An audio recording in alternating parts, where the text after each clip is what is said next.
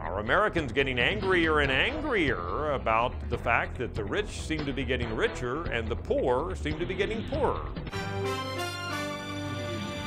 The problem of income and wealth distribution has been a vexing one for societies going back as far as we know.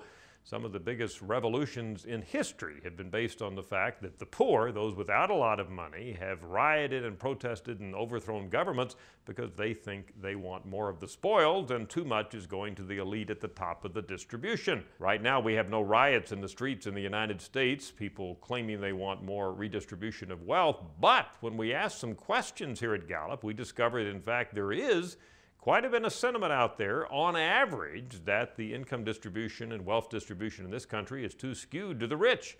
And a lot of Americans want to do something about it. First, let's look at a question that was first asked by Roper for Fortune magazine back, believe it or not, in the Depression, 1939. Do you think that the government should or should not redistribute wealth by heavy taxes on the rich? At that point in 39, 35% of Americans said yes. Now we're up to 49% of Americans saying yes. Almost half of Americans say yes, heavy taxes on the rich. A couple of other questions along the same line. Should money and wealth in this country be more evenly distributed among a larger percentage of the people? 66% of Americans say high. That's roughly as high as we've ever had on that question. And another question, do we have too many rich people in this country? 37% of Americans say we do, and again, that's up from the previous two times we've asked that question. Could this be a political issue in the forthcoming presidential campaign? John Edwards, the Democratic candidate, has been talking about inequality. He claims to want to do something about it.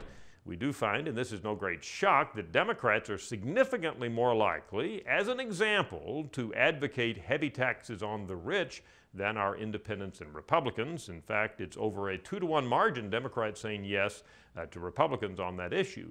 So it looks like, at least in terms of the Democratic primaries, a candidate like John Edwards might be onto something if he makes part of his platform this idea of a greater income and wealth in the United States. Be with us tomorrow on the Daily Briefing for more insights into American public opinion. I'm Dr. Frank Newport, Editor-in-Chief of the Gallup Poll, with Democracy on Demand. Take the Daily Briefing with you. Search for Gallup at the iTunes Music Store.